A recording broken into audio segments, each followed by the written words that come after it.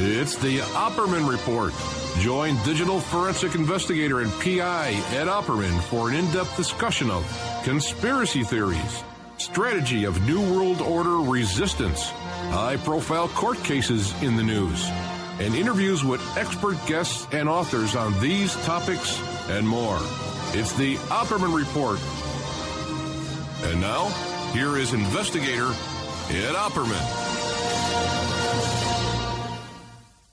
Okay, welcome to the Opperman Report.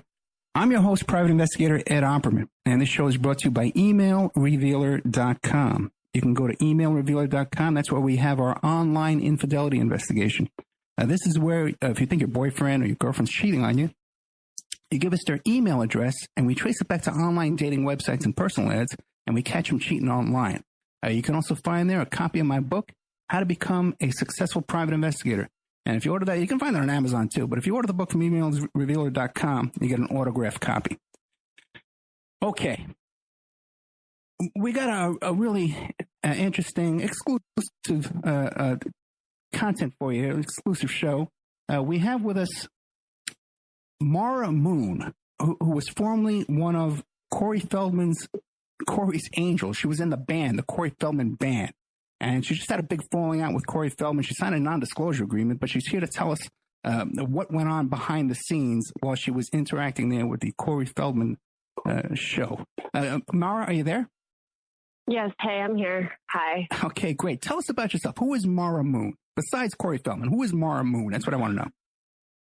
Well, I'm Mara Moon, and I am a musician. I'm a singer-songwriter. I'm a vegan vegetarian. I'm a person who cares about humanity and cares about, the state of humanity today. I'm a single mother. I love plants, and I love animals, and I love literature. So basically, in my community, I have kind of a standing of being a voice for women who can't find their own. And I like to protect and represent those women who feel as if there are gross injustices to us that are done to us. So yeah, that's a little bit about me. I have a band camp. It's Mara Moon. I'm on YouTube, Mara Moon, Twitter, Mara Moon, Instagram, Mara Moonbeam, and basically you live in Ohio, right? I take it. Yeah, I'm located in Cincinnati. I've traveled quite a bit. I've lived all over the country. So I've been playing music for a couple of years now, and I've played with different people. But my most recent adventure was with Corey Feldman and the Angels, where I was hired as an electric bassist, and at the time I was playing upright bass. Well, let me stop you right there. Around what time were you hired? How would you approached him, or he approached you? 2 months ago, a friend of mine that was on Twitter, I guess apparently shared my information with Corey Feldman via Twitter when Corey had posted that he was seeking out a talented female musician between the ages of something and 30, I think it was 18 and 32, and, could they play bass? And I was actually completely unaware of this, and I didn't even have a Twitter at that time. My friend told me that Corey Feldman responded to him and said, can she do an interview? So I talked to Corey Feldman. I let him know I play upright bass. I really am a vocalist first and foremost. I play rhythm guitar and write songs, and that I did not have any formal training. He took me on knowing that I hadn't really learned the electric bass, and that I had, basically other instruments. And after I auditioned, he accepted me. I talked with him and his wife over Skype. They said I was hired on for the job, that I would be paid $500 a week, that my room and board during rehearsal in LA would be covered, and that I would be fed and any, immediate needs kind of taken care of while I rehearsed with it. I had basically 3.5 weeks to learn the 30 songs before we went on tour. Let me stop you there for a second. Now, when you auditioned for him, what'd you do? You flew out to California to audition in person? No, I actually since I didn't currently have a Twitter, I had gotten a Twitter account, and then I just I had my friend record a little video, the 45-second clip of me playing the upright bass, singing a song, and because he asked for the bass and not the guitar, so he said he liked it and that he could tell I had a lot of talent. I had a beautiful singing voice.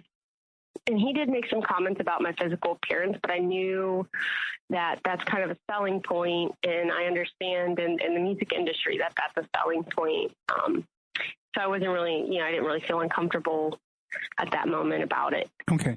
Now, it was $500 a week cash, and then room and board. Was that room and board at his house, or he was going to put you up in some place? Yes, I lived in his house. Okay. In one of the spare bedrooms, guest bedrooms, because the rehearsals were held at the house. So because the rehearsals were held at the house, it was really easy for me to just stay there. I drove out there. It was a 3-day drive. It cost me like $380 in gas to drive out, which I invested my own money. He promised to reimburse me for that, and he never did. So, okay. Now, let me ask you a question. That was a loss of investment. Well, because there was an episode of Wife Swap, right? Did you see that? Yeah. Okay. I haven't, actually. I'm not very current on the media. Well, I never actually saw the whole thing myself, but I got the gist of it, and I've seen his website where he's recruiting for these angels. Now, is there a separation between these angels who appear to be just like or are they all musicians living there, or is there something else going on as well? No, they're not all musicians. There's different, like I know the wardrobe girl was considered an angel. Darcy, the merch girl, also their girlfriend, is not, she's an angel, but she's not a musician. I know that she can kind of play the drums, but she's not ever been employed as a musician, just as a merch girl, so...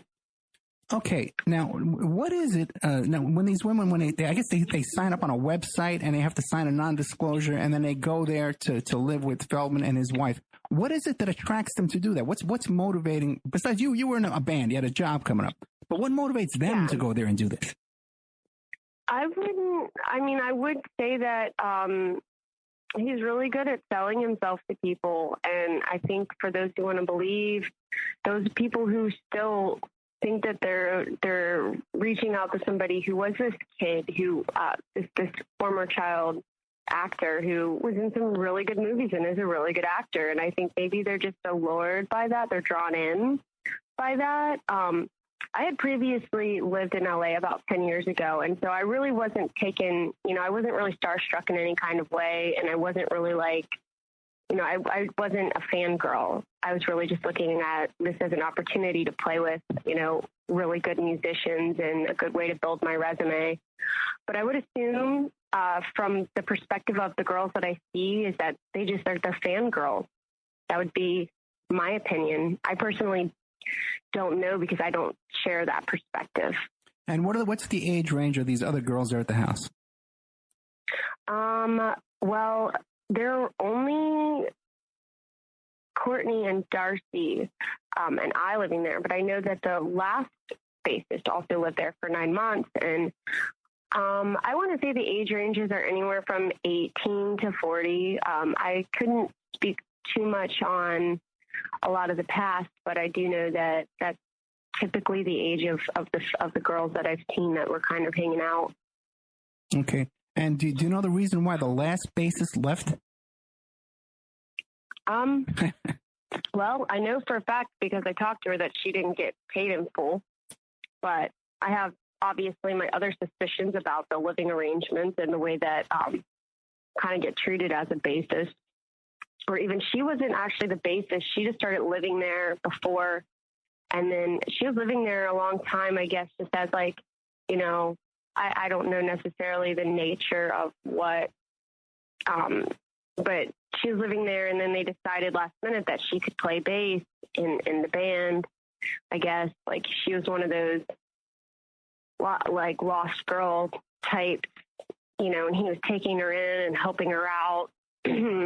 Well, you know, his whole motto with that, but she was not happy with the situation. I know that for a fact.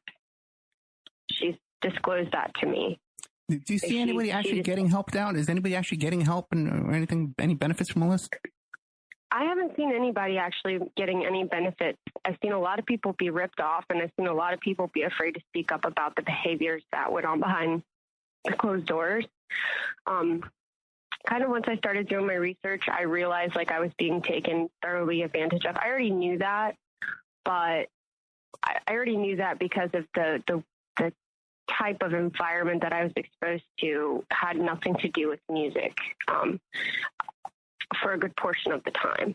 So once I realized that, I kind of started doing my research to see what other angels have gone on to do anything. And I was not able to locate any success stories. Right. And it just, like, I kind of realized that this is a systematic mind manipulation that these women go through. And I almost feel like they suffer from Stockholm syndrome. Well, give us an idea. You're describing what the environment was. Give us an idea. What was going on that was so unusual? Well, I mean, I was just exposed to a lifestyle personally, and, you know, pretty much like expected to be involved in it. I wasn't threatened in any kind of way, but it was almost held over my head. Even though I had already assumed that I had the job, ergo investing all the money and driving across the country, putting my life on hold. But about a couple days in to half a week in, I was informed that my job was not guaranteed to me. And it was interesting that at this time, I was propositioned to go to a certain type of club where the importance of wearing a skirt was impressed upon me. And I did not wear a skirt because I felt in my instincts that that's not something I'm into. I'm not going to, you know, shave my body hair and wear a skirt to go out to a club. That's not me. Okay. So then you were expected to participate in some kind of sexual activity? I wouldn't say expected would be a strong word to say. I would say that it was like very encouraged. I don't know if that's the right way to articulate this, and I want to really be careful to protect myself, but it definitely was as if I had you know, been more into the things that I was exposed to, that I would have had an easier go of it. Who was it that was expressing these expectations to you? Was it the other girls, or was it Corey? Was it your wife? Who? Just the group of them. Like, I think what they do is they try to disarm individuals and kind of lure them into their activities. And then I know that their girlfriend was passive aggressive in her statements about things that I didn't want to be involved in. And she would say it about the last spaces who had lived there. But in reality, they were passive aggressive remarks about the current situation. So there was a lot of manipulation going on. And I want to be very careful about what I say, because I do have a child and I am very, very, very worried about what I say. I was definitely intimidated and a nervous wreck. Okay, but I felt like it was my duty to come out and say that it's not kosher, it's not okay. I got you. But if you were to give a statement in private, let's say in an attorney's office, it would be more you would have to say. Yeah, if I knew exactly how I was protected, if I could be guaranteed forms of protection, because I'm not, like I said, I've come out for free in all this because I want it to be genuine, and I want people to know that the reason why I'm saying this is because I want to protect other women, and I want to prevent other women from having to go through what I have gone through. Having your dreams used as a means to sexually manipulate an individual is not acceptable. Now, you're saying that you need protection. You mean like physical protection, like a bodyguard? I mean, I don't need that. I just need, I need a guarantee that, my life isn't going to be ruined, and I'm not going to lose my ability to provide for my daughter. Because if I, say he decides to, I don't know what means he has to do whatever, or if he even would care to try to destroy my life. But I have a feeling that he's a very vindictive individual, and he is not going to like the fact that I am telling the truth about the situation. And, I think honestly, until he gets sober, he's not going to take any of the verbal reprimand. Now, has there ever been a threat that he could ruin people's lives? Have you ever heard him threaten that? He threatened to sue me. He threatened to sue me and say that I would lose custody completely of my child and not be able to provide for her because I would be in jail, and that then they would garnish. And if I didn't go to jail, that when I got a job, they would garnish all my wages. And he also threatened to tell people that I could not. I was not. When I told him that I wanted to be done with the tour, I wasn't okay with the things that were going on. He told me that basically I would be blacklisted from working with other people. And so basically threatening my means to provide for my child. And what caused him to threaten you? What instigated that? Well, he threatened my livelihood because I told him that I wanted to leave the tour because I wasn't comfortable with the situation and all the things and all the dangers that I had been exposed to outside of him coming out from pedophilia. That was not, or with the pedophiles, that was a side note compared to the things that I was subjected to. It was not acceptable. The driving situation was very unsafe. I'm physically injured from the fact that they didn't hire a driver, and the bodyguard who didn't want to drive drove very recklessly in the RV with a trailer attached because he didn't want to drive. So, I incurred an injury sleeping on top of the, where the cab part is. There's like a little cubby, and I was sleeping in that bunk. Sure. And basically physically just strewn about. And I wasn't accepted. I was not okay with that. I wasn't okay with not being fed every day. I wasn't okay with my food being rationed. I wasn't okay with being screamed at to wear dirty panties. I was not okay with being told that it didn't matter if my breasts were to show because the female form was beautiful, which I can also agree with. The female form is beautiful, but I was there to play music, not be a stripper on stage.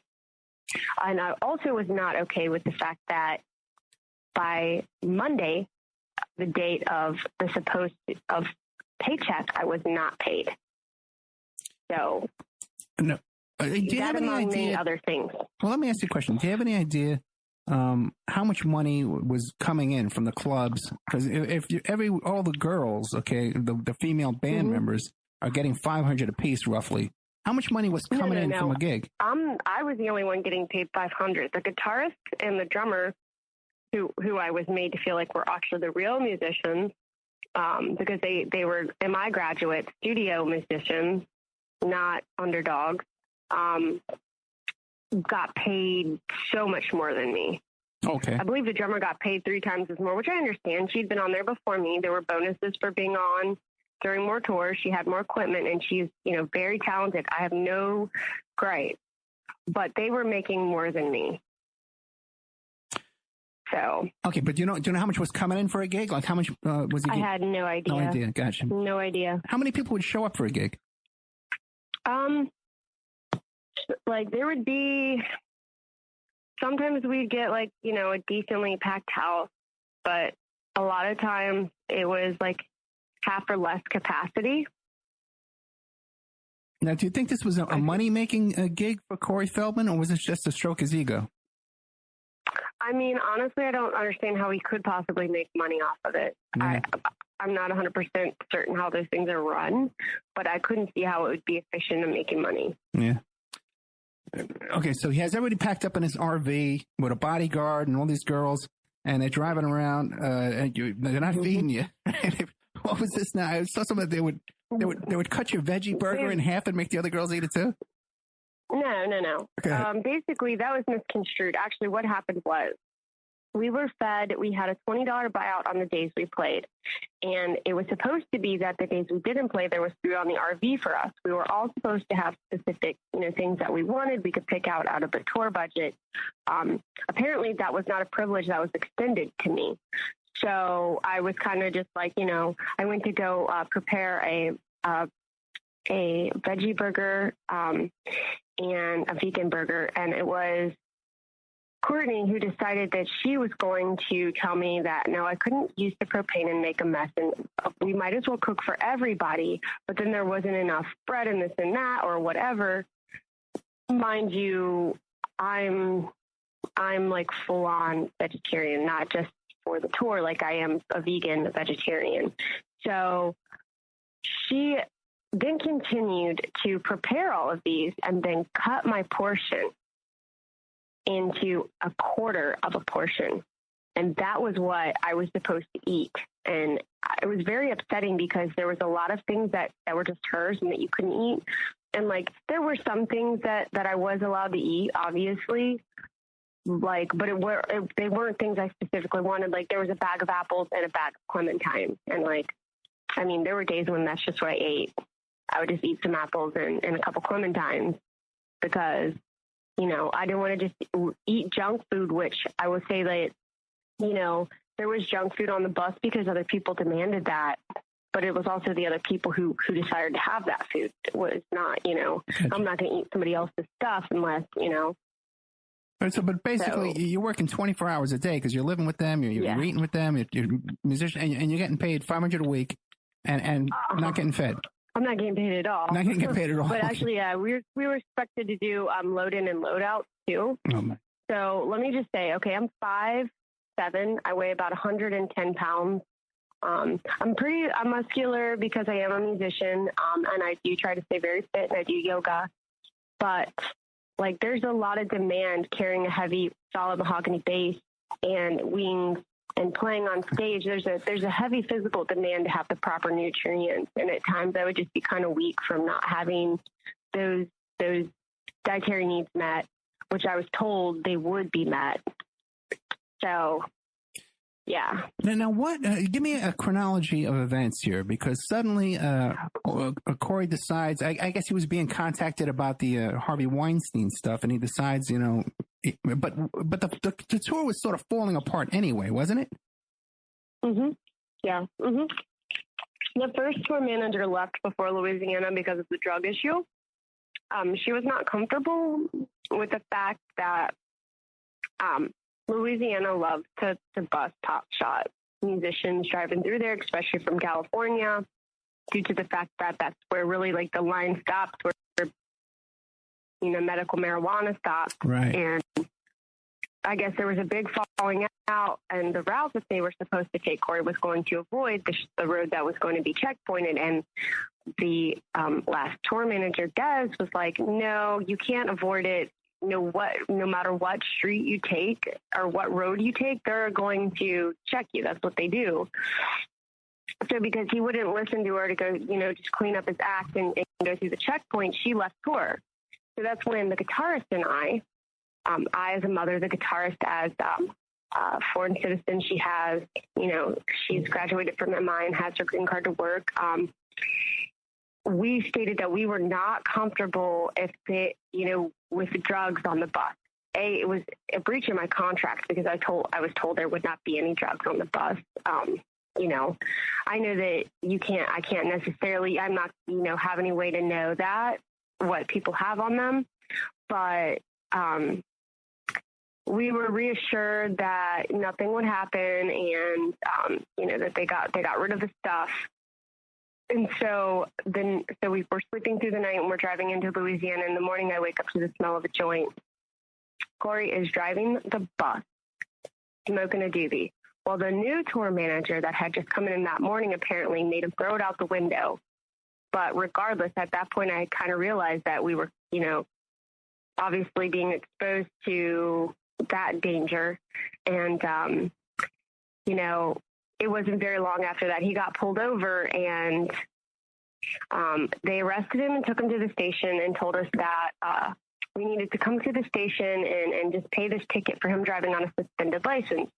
we show up at the station, and Courtney takes in the money to go, pay his ticket and go out. Well, she's not coming out. We realize it's been quite a while. So the tour manager goes in and kind of looks, sees what's going on.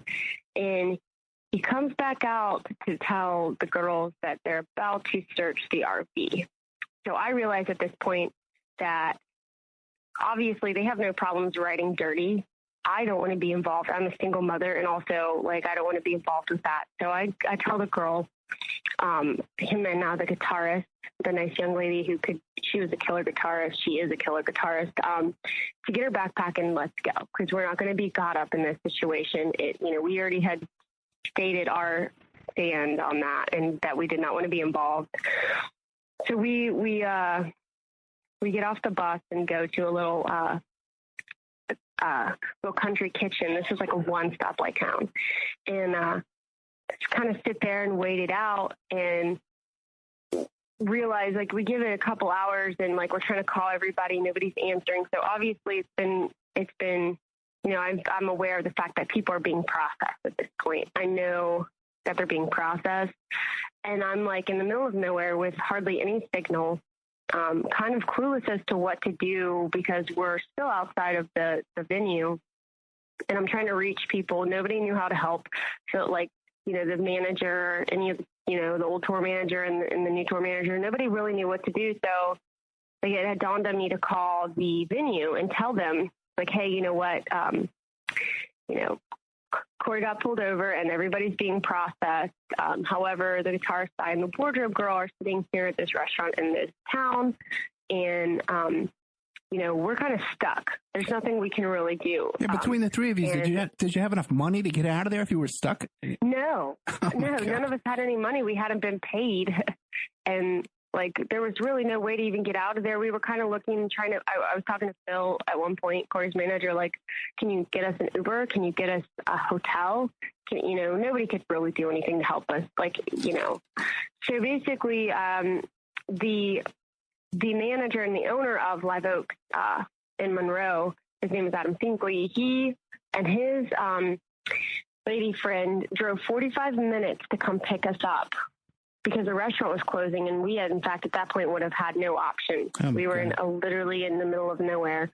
And so he came and got us and took us to the venue and kind of calmed us down and, offered us a place for the night if they didn't get out, and really, really good on the Southern hospitality. And apparently, obviously the story leaked pretty quickly. The guy that basically owned that bar, his father was sheriff the next town over. So it became pretty apparent, what was going on. And also, not to mention the cops were taking photos with Corey Feldman and posting it on social media. So Corey had changed his mind to not show up after the processing and told me to meet him at a non-disclosed location, which I did. And then we left and we continued on the road. I don't even know where we wound up. Because you talk about drug use on the bus. It was only marijuana that was being used? No, apparently I came to find out when I saw everybody and what they were charged for. They were Schedule 3s and 4s. So I knew that there were other drugs that the other, that Courtney and Corey and Darcy recreationally used. I was aware of the fact that they had that, have it. I didn't know for a fact that they had that on them until it came out. Well, wait a second. Now, what were the other drugs? Because I haven't heard anything reported about other drugs besides marijuana. Yeah, I'm going to say that I'll have to specify that on a later date in the presence of a lawyer because I'm really very scared for,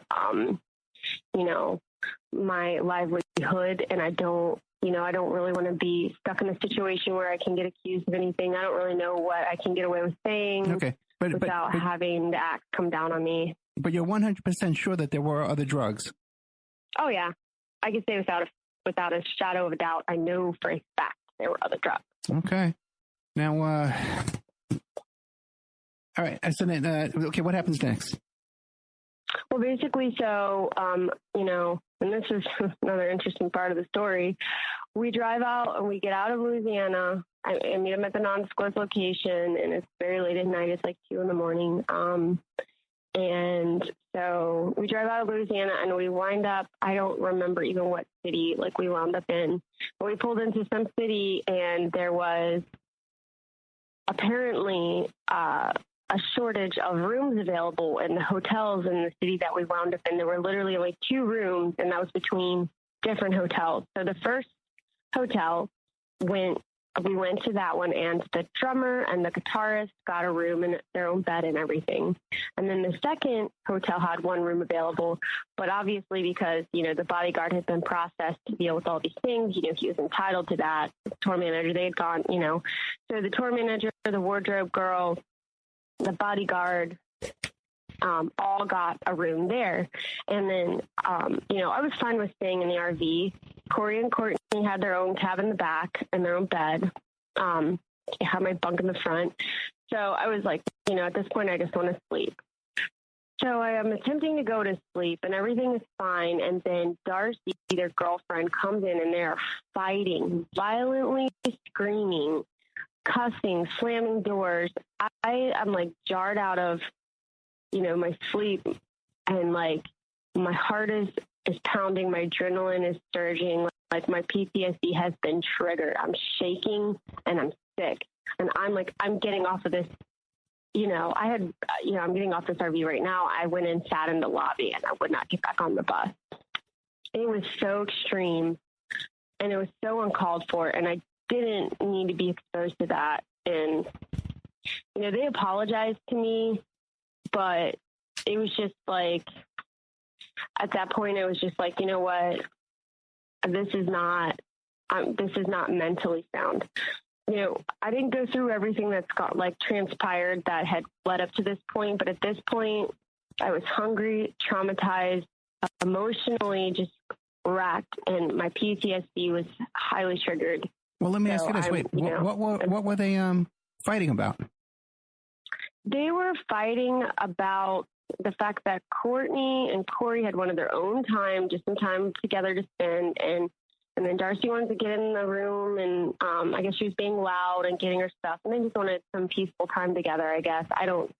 Obviously I could hear it because I'm right there, but I wasn't like listening rapidly to their arguments. It's none of my business, really. And I tried to calm Darcy down, and I had made her a little bed on the couch area in the cabin. I was like, here, Darcy, why don't you just lay down and calm down? Can we all just calm down?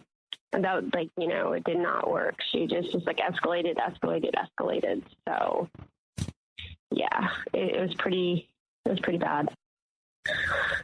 So yeah, that's kind of that portion of the story. Okay. Now, when did all this come up that he decided to this GoFundMe to raise money for his revelations? Well, I know that he had spoke of it in Reno, and I was kind of mulling it over, and then I said something. This was the first little couple days of the tour, and I said something about, I was like, so I'm not really comfortable with being exposed to this danger, and it was told to me that because I'm not a household name, I'm not really considered to be in danger. And I was like, well, what if somebody does this, and this, and what if, we would just be a casualty, nobody would really care. And I'm like, I'm not comfortable. I'm a mother with this situation. And like I said, I was just reassured that, nothing would happen to me because I pretty much didn't matter as a person in the world. I wasn't really relevant to any current situation, which I'm like, that doesn't mean somebody can't be a casualty. So, well, now, who was, for a couple of days. Who was supposed to be the one that was going to be the threat? Who was the threat that was going to come down and hurt everybody? I don't know any specific names, honestly. Okay. I try to keep my hands clean of that situation. Like I said, I was already way in over my head, trying to keep myself sane and functioning at this point. So, but now when Corey was saying, okay, I'm going to talk about this, but we'll be in danger because there's dangerous people, did you think he was sincere about that, or he was just being dramatic? I mean, I feel like there's an air of drama, but I also feel like that is something that could be very dangerous. I feel like that's something that could be dangerous and that it would pose a real threat. But this was something that he felt, that he sincerely felt was dangerous. He sincerely felt he was in danger by revealing this information. I believe it to an extent because I know that he was talking about how he was worried for his son and that he wanted enough money to cover, his son and have like a car to protect him.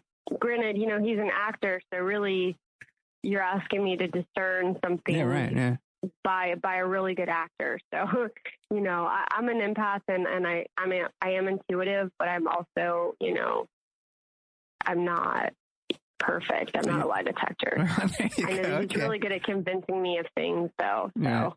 Now, what did he say about Corey Haim? Was his revelations going to include information about who molested Corey Haim as well? Yeah.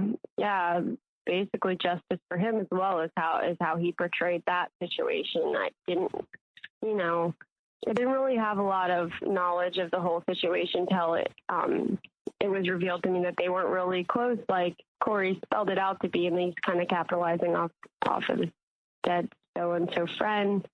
Rest in peace. And I just started seeing things, I knew they were messed up, but the more issues that I saw happening, I was just like, I want to be far away from this because it's not worth my mental health, my physical health, my spiritual health. And it's not worth it to put, my child having, a solid parent in danger.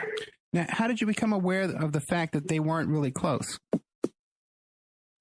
Well, I had spoken to Judy Haim, and she had kind of told me, and it made a lot of sense in some aspects because like some of the stories seemed kind of crazy, and I believe them because I know they probably did happen, but it just kind of like I don't know. I've never seen any of the shows. Like I said, I don't watch TV. I'm not a big TV person. I don't even own, a television at this point in my life. So I wasn't really aware of everything in the drama and the past, but to hear this woman and her story and to know how distraught she was from all of this that is coming down and being, kind of just tossed around about her son. It was very sobering to know that he would not only, obviously take advantage of women, but take advantage of those who've passed on. So, because you definitely feel that the women living there are being taken advantage of. You definitely feel that the women that are living there are being taken advantage of. I really feel like he uses his notoriety and things for lording over women and trying to coerce them living. It's not that he's a terrible individual. He can be charming, but the issue is, he's very good at using his notoriety as a means of manipulation to get what he wants out of a woman, regardless of the fact if the woman is initially interested or not. So, like I said, I'm trying to be very careful because I don't want my livelihood threatened. And, I'm trying to make sure that I go about the right words and phrases to protect myself. Now, were you there when he started raising this money with the GoFundMe? No, I was there when he told us all in the green room that he was going to do it. I believe he started the campaign right after I had quit tour. Okay. And once I quit, within the next 24 to 48 hours, the guitarist and the drummer quit. So then I guess pretty much he had to do the GoFundMe because he had no other thing going on. I mean, I don't necessarily know what he has going on in his life.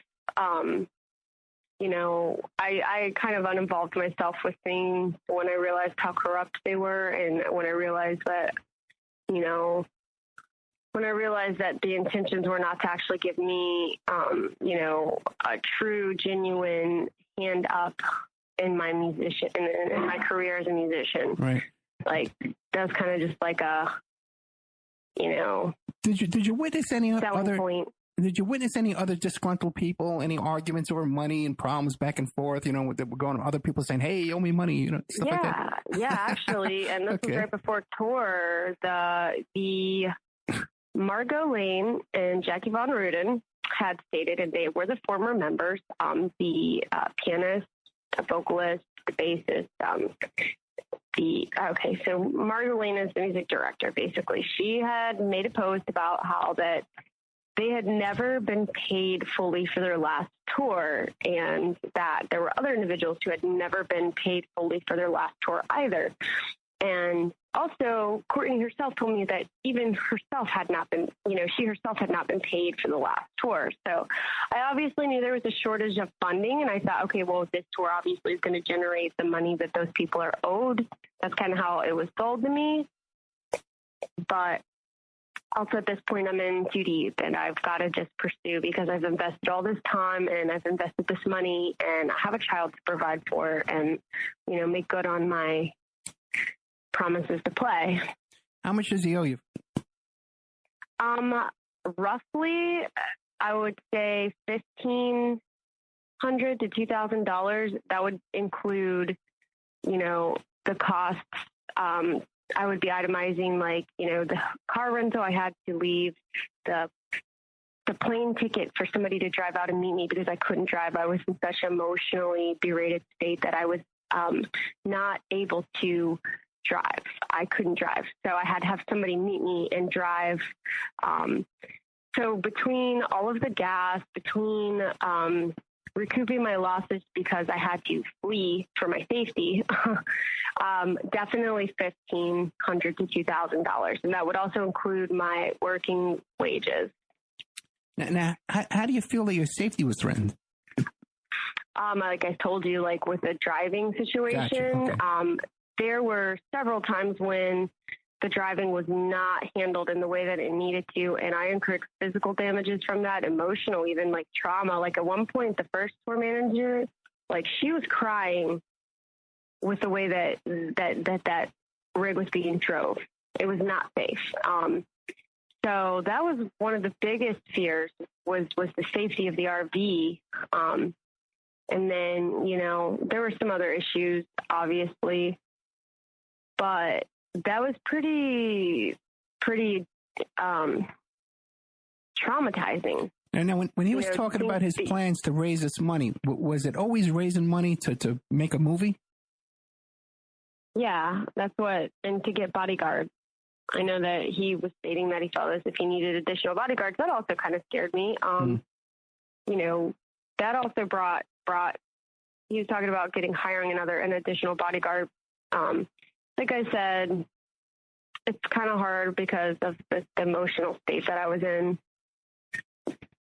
Okay. Yeah. And there was a story too. He said, well, we were crossing the road and these two trucks came down and tried to run us over. What do you know about that? I know that the wardrobe girl, I had called her kind of after I left, kind of see, I had left a cell phone, and I wanted to see if that was if somebody had found it. And I wanted to figure out how I could retrieve my items from the house. And she told me the story about how they were crossing the street in two big trucks. First one attempted to take Courtney and Corey out, and the second tried to attempt to take Darcy and the wardrobe lady out. So, yeah, I know Felicia, the wardrobe lady, had relayed to me that had happened. However, I don't know the validity of that story because the other members were not there. Right. So, okay. And what kind of trucks were these, do you know? They just said big trucks. Big, 18-wheelers? I think four-wheeler trucks. I don't exactly remember the details. I didn't really know whether to believe it or not because I had been told so many different things, and honestly, my head was a mess at that point. Okay. Is there anything else you want to tell us? That the behaviors I was exposed to, the behaviors that transpired those things were not acceptable and they were not appropriate for the workplace. They were not something I understood to be a part of what I was being hired for. And it's not acceptable to subject women to that. And it's not acceptable to use their dreams as a means to your sexual desires. So that's really my biggest thing that I want to put out there, and that, you know, a message to anybody who thinks that this is something that they desire to do, know that they're getting into that, and know that there's a large possibility that their safety will be compromised and that they will not be paid anything for their efforts. So that's kind of it for now. Okay. And coming up, you got a bunch of appearances. You got one on Friday the 15th at Chameleon in Ohio, yep. right? Where in Ohio is that one? Yep, that's in Cincinnati. I'm based out of Cincinnati area. Okay, so it's Friday the 15th at Chameleon in Cincinnati, Ohio. Then Saturday the 16th at Main Street Pub in Springfield, Ohio. And then January 4th at Mockbee in Cincinnati, Ohio. Yes. Okay. Yep. So people can catch you there. She's on maramoon.bandcamp.com, on YouTube at Maramoon, MARAMOON. On Facebook, I had a little trouble finding you on Facebook. I couldn't find the other one, but I found the one we were talking about. But it's Mara Moon on Facebook. If you Google that, find the one in Cincinnati, because there's another one that's in Philadelphia. It's not her. And then on Twitter, it's Mara Space Moon, and Instagram, Mara Moonbeam, Mara Moonbeam. Yeah. Okay, and Mara's a very, very beautiful girl. She's got attractive pictures. So you want to check out her pictures and stuff like that, and listen to her music on YouTube and on Bandcamp. Mara, thank you so much. And if anything comes up that you want to tell us, okay, just call me up. You got my number. You got my we don't have my email, but you have my phone numbers. Call me up, leave a message. We'll put you right on the air with anything else that comes up. Any kind of threats, anybody threatens you or anything like that, you let me know right away, okay? Okay, absolutely, Ed. Thank you. Yeah, no nonsense there. Okay, Mara Moon, thank you so much. You have a wonderful day. Bye. You too, bye. Okay, well, there you got Mara Moon with her problem there with Corey Feldman. Well, let's see what happens with this. Very interesting. What do you call it? If you like this show, OppermanReport.com, we're running a huge special right now where you get a whole year's worth of the members section for $60. You get 13 months. As a matter of fact, right now, if you do it today, you get 13 and a half months I'm giving you for $60. But you have to email me directly at OppermanReport@gmail.com. You email me directly, and then I send you a PayPal invite, and then I give you access for 13 and a half months. I'm adding about 5 hours of new content, okay, because we're trying to raise money, as you know. We're covering a lot of this whole situation here with Corey Haim and Corey Feldman, because I'm in touch with Corey Haim's mother, and she's very upset about everything going on here. I haven't recorded with her yet, but I've been dealing with her off the air for many, many hours. I'm going to try and help out Mara Moon, too. Now, I also taped 90 minutes with Scotty Schwartz. I called him Schultz 20 times in the interview, but his name is Scotty Schwartz. And he's the kid who was licking the pole in A Christmas Story. And he was best friends with Haim. He's best friends with Feldman. I think at one point he was roommates with one of them. And he's pretty much fed up with Corey Feldman as well. Another one who's upset with Feldman. So what I'm going to try and do is I'm going to contact Corey Feldman and see if he wants to give us his side of the story, because everyone else is giving us their side of the story. So I'd like to give him an opportunity as well. Thank you so much. Go to OppermanReport.com. Check out the members section. If you want to advertise over here at OppermanReport.com, we got great advertising rates.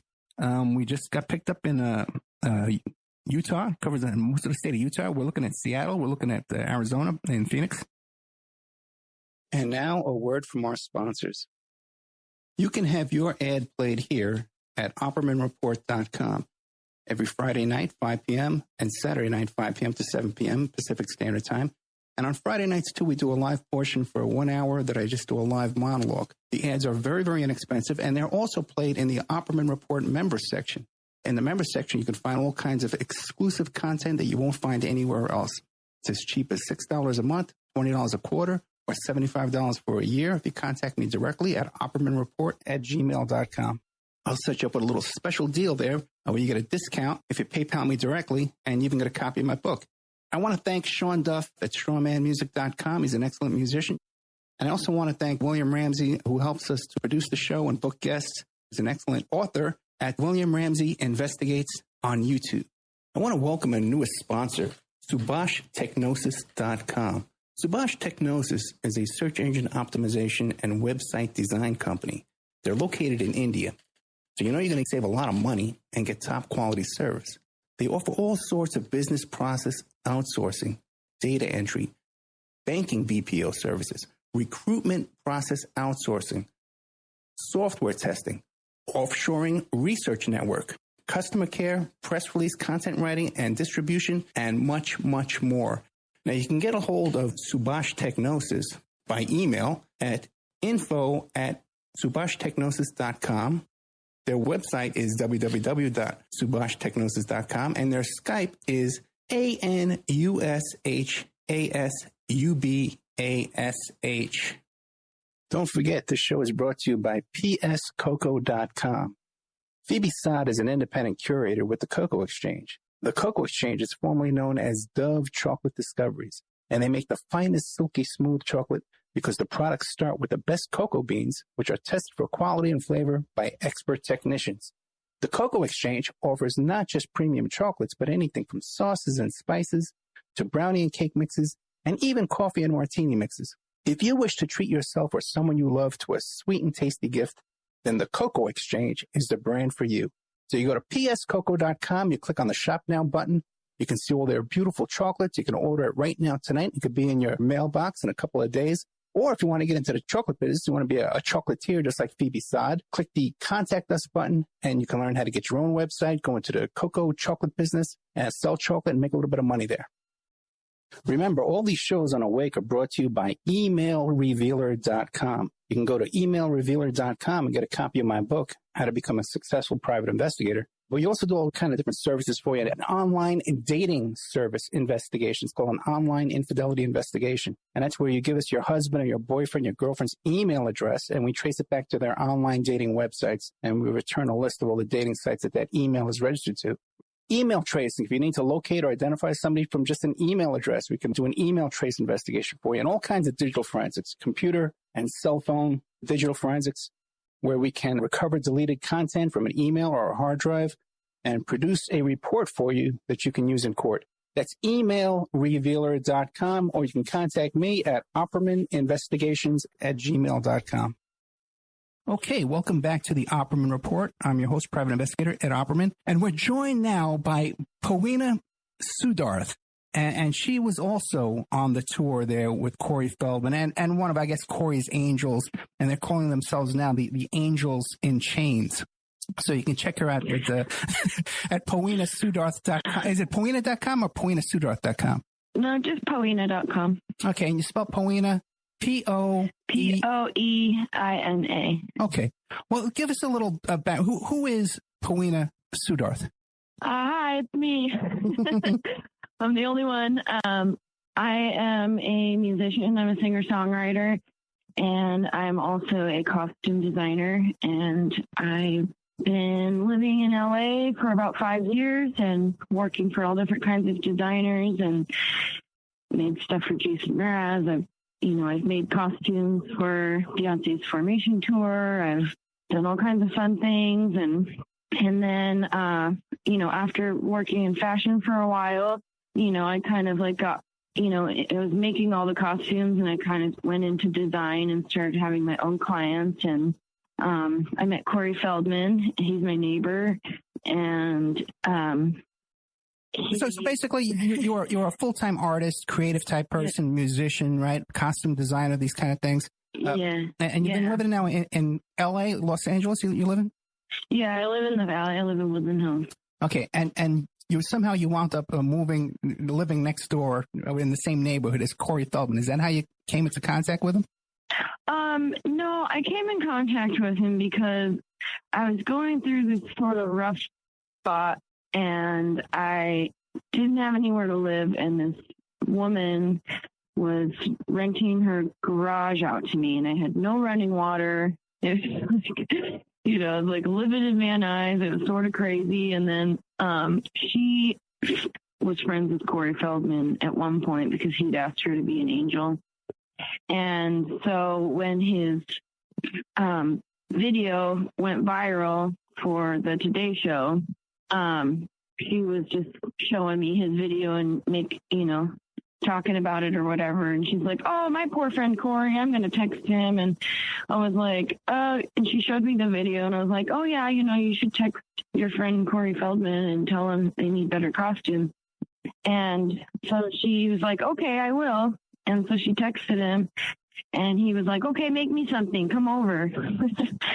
And so I was like, just kind of like, it sounds like a fun adventure to go meet Corey Feldman. So I just made these little stockings for the girls because it was just like I had some stuff lying around the house and it was just sort of a fun excuse to go and meet him. And I met him and I met his wife and ended up hanging out with him for, almost 3 hours just sitting and talking. And they were, seemed like really positive and nice people. And, because of some of the things he's been through in his past and because some of the things I've been through, kind of felt like I related to him and whatnot. So at that point, he had invited me. He was like, we're going to do another Today Show performance if you want to help us redo costumes. And at that point, I was like, well, he said he didn't have any budget and he said he didn't have any money, but he would pay for all the supplies. And at that time, it was like I'd been working for all these other designers and I was like, oh, this could be cool, like design my own costumes and it would be, on the Today Show and that would be good, like maybe I can get into some of my own design work. And so it just kind of started out like that, pretty innocent and pretty fine, Well, let me ask you this then, because everyone remembers that first Today Show appearance, and it was bizarre. Mm-hmm. It was, it was a cringe-worthy sight to see. Now, was there any preparation gone into that? What was the story, the backstory behind that? Yeah, I mean, he put a lot of preparation into it. I mean, he'd been working on his music for, I think he said something like 10 years. I don't really know. I don't know how long he's been doing this whole Corey Angels thing, but this has been like his goal for a really long time is to get his show on the road and be able to play music and, do Corey Feldman stuff. Art. Okay, and you say when you went to the house there and you were hanging out for 3 hours, did the subject of him being molested as a kid, did that come up in that first conversation? I don't know if that specifically came up, but I mean, that was almost a year ago at this point. Right. So, but I do remember, him talking about like, in the first few times that I hung out with them or met them, I know that it was discussed and talked about that, that they went through all kinds of crazy stuff as kids and because of who he is, he's constantly being attacked or whatever. And I never really paid attention to media too much. I've lived a lot of my life off the grid and traveling. And so, I was just trying to be objective and just treat him like a person. And, he would tell me things about how the media was portraying him really horrible and incorrectly. And they were trying to destroy his work because, he was outspoken against pedophilia in Hollywood. Yeah, that was definitely part of the beginning conversations. And that was definitely like, part of what, captivated my heart a little bit because, I've definitely, had my own experiences as a kid that made me feel really passionate and sort of emotionally connected to that message. And so, yeah, I did. Go ahead. No, okay. So then you start working for him. Did you move in with him right away? No. Okay. I didn't move in with him. I was still living in this garage and he was like, come do costumes for the Today Show. And so I was like, all right, well, if you pay for supplies, I'll do it. Cause it's just, and I literally just like mainly made everything out of like, recyclable materials and scraps and, made it as simple as possible, but tried to make something a little bit more fun and rock and roll than, you know, these weird kitsch, you know, lingerie, whatever outfits he was had the girls in. So, you know, I made some better wings and I made those light up halos. And that was, you know, it was fun. It was a lot of hard work because, you know, I was going to work and then coming home and working late hours, you know, and not getting paid as some of these kinds of things go. And, but then, you know, after that, he was just, you know, kind of treating me like a friend and inviting me over to parties and things like that. And, you know, the whole time that I had talked to them, like, you know, I told them little stories here or there when we would talk and hang out or whatever that, you know, I related to some of the things he was saying, but also it was part of my big conversation at the time. When I met him, I was also like going through RCIA at the Catholic Church and was like in the process of like being baptized and all that kind of stuff. So I was in kind of like this weird two different worlds at the same time. But that was like never a secret, and it was never like something that, you know, was discouraged to talk about until later. But yeah, and I only bring that up because it was one of my big issues with you know, his manager Phil Shapiro and Corey and sorry. Well, let me ask you a question, because when you see his GoFundMe and stuff, that he talks about, well, God bless you and God's, you know, on all this kind of stuff like that. Is that just for show, or does he have some kind of a faith? I'm sure he's got some kind of faith. I mean, he sure talks about it, and he's got a lot of Christian type garb at his house, so to speak. But like, you know, I wouldn't call them Christians. I would say they're more sort of new age, kind of like believe in whatever you feel like believing in, you know, and we'll just call it God. Right. Is a lot, you know, it's, when he says God, he's not talking about, you know, the Jewish God of Abraham. He's not talking about Jesus Christ. He's not talking about any of that. He's just talking about the thing that he says. Doesn't have a whole lot of meaning. There was no Bible studies going on at the Feldman residence. There was no Bible studies, no. But on the tour, I did pray with a lot of the girls because, you know, they would come to me and say they were having this problem or that problem or whatever. And so I would, you know, just be like, well, do you want to pray? And they'd be like, yeah. And so then we'd sit down and I'd kind of, you know, just pray with them or whatever I could do. So, well, what was your impression of the other girls there at the house, living there at the house? What was your impression of the situation that they were in? Was it a healthy situation? Well, no. I mean, at first I didn't really know. And then, you know, I was there when Brittany was living in the house and she got kicked out and it was sort of strange. And she contacted me and it was kind of like one of my first red flags. But, you know, he kept saying, you know, like, oh, she screwed us over. And everybody who's ever been friends with them has screwed them over somehow. It's like, you know, the story is always that, like, he's the victim and everybody's out to get him and he's paranoid and, you know, he's got a lot of, you know, mental health issues, I believe.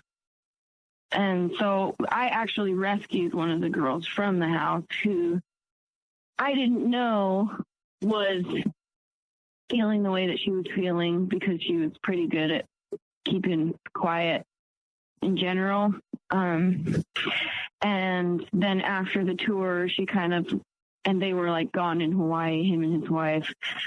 She called me just kind of frantically panicking and was like, I cannot be here anymore. Like, I can't even, I don't, you know, she's like, every time I think about them coming back, I'm just sick to my stomach. And she started telling me about some of the horrifying things that she witnessed while she was in the house and some of the weird predicaments that she'd been put in, which I was not aware of.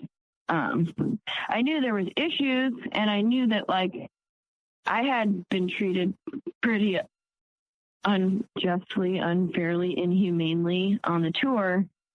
And I knew that his, like, other girlfriend that was living in the house, I knew that she was having a lot of issues because, I mean, nobody likes to be paraded around as a girlfriend and then ignored during times when it's not appropriate or whatever. It's for his image or whatever. So well, let me ask you this. She was going through hell. The girls who were living at the house. I moved one of the girls out of the house. But the ones that were living there, like, did they have like those basic things like a driver's license and a car to get around and other source of income? Did they have anything in life, those kind of basic life benchmarks? No. And so the girl that I took out of the house that I helped move, I went and picked her up and got all her stuff and I actually moved her into my house until she could get back to her mom. But she didn't have a car. She didn't have a license. And before she was living there, she was working as a stripper.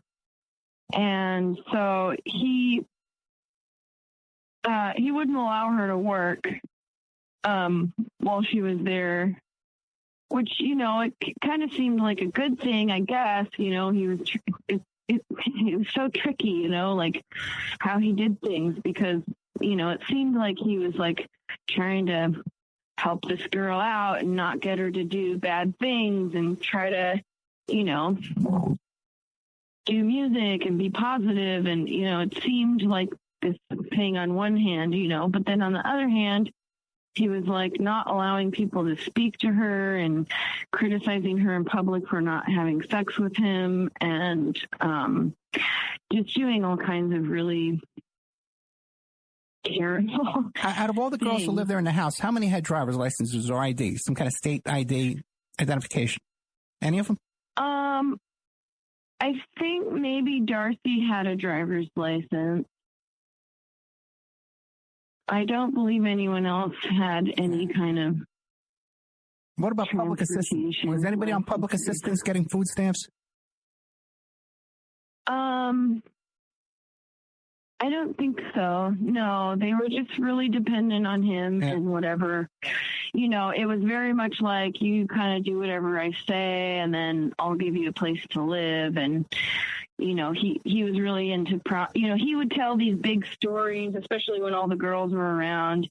He'd tell these big stories about all the people he knew and whatever, and he was going to make them big stars. And I just kind of like laugh at that conversation because, it's just like, what is he trying to do? It's just silly, because like a lot of times, like he wasn't choosing girls based on their talent and based on, whether or not he wanted to really help, certain women to, overcome or whatever, he is basically, he judges everything based on like appearance and whether or not you have like, potential as like one of his, Now, you mentioned one of the girls, Brittany's, had witnessed some horrifying predicaments. What can you describe? I don't even know. It was actually the other girl, Jackie, that I was referring to, had witnessed a lot of stuff. I know that Brittany has too, but she hasn't really started talking about it. All she said to me is that she's, afraid to like speak up. But I know for her, I know it was horrible because she was, one of the girls that was just, treated like a, best, greatest friend and probably lover. I don't know, but I know they've had, I've seen a lot of like intimate photos and things of them, and I know he was intimate with like a lot of the girls that he has worked with. But yeah, and then as soon as he was done with her, he was just like, he just cuts people off and, finds a way to like demonize people and make them look like they're evil and horrible so that he doesn't have to pay them or have any responsibility once he's done. If either he doesn't feel like he's going to get to have sex with you, or if he's had enough sex with you and he's bored or whatever. I mean, it's like probably a lot of this stuff isn't really illegal, I'm sure, but it's like we have this culture here that's like, free love, do whatever you want so long as it's consensual. But then, there's all these other like dehumanizing factors that come along with like living that kind of lifestyle that, you know, it's just like very disrespectful and not like, you know, it's certainly not the, you know, agape love, you know, doing for someone else, you know, he definitely is doing things for himself. Now what about, it's mentioned that a lot of the girls are afraid to talk. What are they afraid of exactly? They all signed these really weird NDA contracts. I did not. See, and this is the weird thing, is I'm actually the one person in this whole thing that was never considered an angel, and I never signed any NDA. And so, you know, I think they've all started coming to me and talking to me because they feel like I'm the only one that maybe can say anything. They're afraid of lawsuit. They're afraid of him bullying their careers. And yeah, I've heard from one person saying, well, I'm still trying to pursue my acting career. Like, I can't make Corey mad, so I can't say anything because they feel like he's too connected or whatever, that, you know, he'll be able to spread rumors that will hurt their ability to work. There's a lot of different concerns. Hey, who would he spread these rumors some of them are sexual abuse concerns. They just aren't ready to talk about it because they're not ready to deal with it. Because, you know, you got to understand, even if you sign a non-disclosure agreement, okay, and I sign them all the time with clients and stuff, but the thing is that the last thing he wants is to take you to court, because now it's in the public record and everyone will report on it if he's suing some teenage girl you know, for talking about what's going on in that home, you know. But anyway, that's for people to make up their own minds. Now, but who is it he would go? I mean, he's had teenage girls at his parties. I know that, but I don't know that he was doing anything wrong with them. You know, I called their mom afterwards because I actually knew these girls that showed up at his house and was like, will you just check in with them? Will you just check in and make sure Wait, how old were they? Okay, because I don't know why they were even hanging out at that party. Because I'm 55 years old, so when I was thinking teenage girls, I was thinking, 20, 19, 20, 21. How old are these teenagers you're talking about? Yeah, like, 17 and 19, something like that. Okay, and were they being served alcohol? I don't think so, no, because they're not really big on alcohol in general at that house. They're more into, drugs. Okay. So what were they? I don't remember there being any drugs at that party either. Okay. Well, what kind of drugs are going on over there? No, that's okay. What kind of drugs are going on? I don't know. I just, I've had a crazy past, and I know on tour it was just like they had to have been on drugs because they never were getting enough sleep. They were, waking up, having fits. They were fighting, just constantly bickering and moody and irrational, just sort of, really kind of extreme erratic behavior type of things. But, I got really, really sick at one point on the tour because he hadn't paid me for any of the work that I had done or my supplies, like leading up to the tour. And at that point I had been contracted to like give the girls voice lessons. So I was like coaching their rehearsals and doing all of that. Cause I was like, wow, they need a lot of help. And, one day I'm going to do my own show. So, it'll be good if I can make his show look good. And so, like he'd hired me on to do some of that stuff. Cause I approached him and was like, look, you're getting all these bad reviews about this. Like, let's change that. Let's fix that. And he was like, okay, you're hired. But then I never got paid anything for any of it. So by the time I went on tour, I was literally penniless from doing like, weeks of work and with nothing. And so, and on the bus, it was like, all the food will be provided for and everything will be taken care of. And it's going to be all vegetarian. And I'm vegetarian. So I thought this was going to be like some, heavenly tour, touring with a bunch of women and it's vegetarian. It's like, oh, it's going to be great. Like, I made their costumes and the girls were like, oh, we would have quit if you hadn't made these costumes. They're so beautiful because we didn't want to wear that stupid crap he had for us. And so, it's like I feel really responsible now, because I kept a lot of people in this situation for, months and months longer than it probably would have had I not been, totally tricked. Because then it was like the whole first 2 weeks of the tour, there was no food and we weren't allowed to eat any of the food. It was like he had his food that he was worried he didn't want. He was like not sure if he'd be able to find his food somewhere else because he only eats a few things. And so we couldn't eat his food. And then his girlfriend's a fruitarian, so she had like boxes and boxes of fruit, but we weren't allowed to eat that because she was like, well, this is the only thing I eat, so, I can't eat that. But then I didn't have any money because I worked for him and hadn't got paid for anything.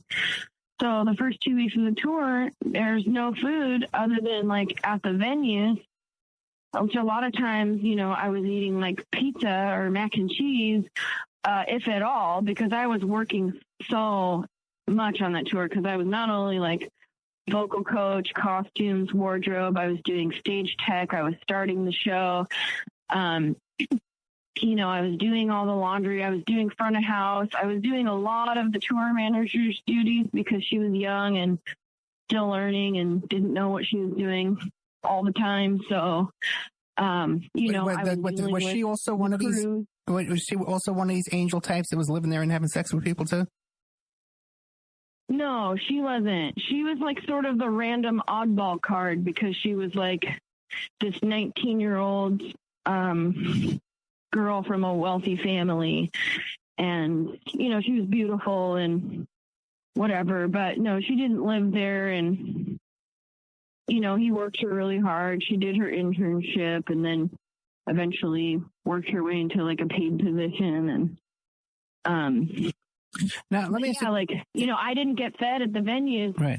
a lot of the times because, everything was just mismanaged. And so the first 2 weeks of the tour, I only ate probably 3 times. And I got really, really, really sick. I had to go to the emergency room, which he didn't want me to go to the emergency room. And he knew I was sick and we had one day off and he demanded that everybody go. He said everybody wants to do what he wants to do. And we were in Colorado and said, we're going to go out on this boat and we're going to go have fun. We're going to hang out at the beach. Well, like a monsoon hailstorm come through and we're stuck out on a beach on our only day off, like 2 hours off course. So he'd already like upset the bus driver. And we got stuck in a hailstorm that we had to just sit there and be pummeled for like a good 45 minutes until it passed. And I was already sick. And at that point, he was just like trying to avoid me having to go to the doctor. So he was like, oh, don't worry about it. I got tons of drugs. And he opens up his bag and it's filled with, bottles and bottles of stuff. I didn't look. I don't know what he was carrying, but it was like a whole pharmacy in there. And he like pulls out some thing for some yeast infection or something. And I was like, that's not what's wrong with me. Like, I don't feel well. Like I haven't eaten properly. Like nothing is right. Like nothing is right. And so, he was like, you probably just have an STD. And I was like, I don't have an STD. I don't even have sex. And he was like, what do you mean you don't have sex? He was like, when's the last time you've had sex? And I was like, I don't know, like 6-8 months ago. I was like, don't you remember me telling you I've been going through this whole transformation? I'm like, became Catholic. I'm not even, that's not happening. I'm not having sex. And he was like, well, I just have a really hard time believing that. And he's like, I guess it's possible, but you probably have an STD and you should be taking this medication. And I was like, I highly doubt I have an STD. Like, it's just like, it'd be very impossible.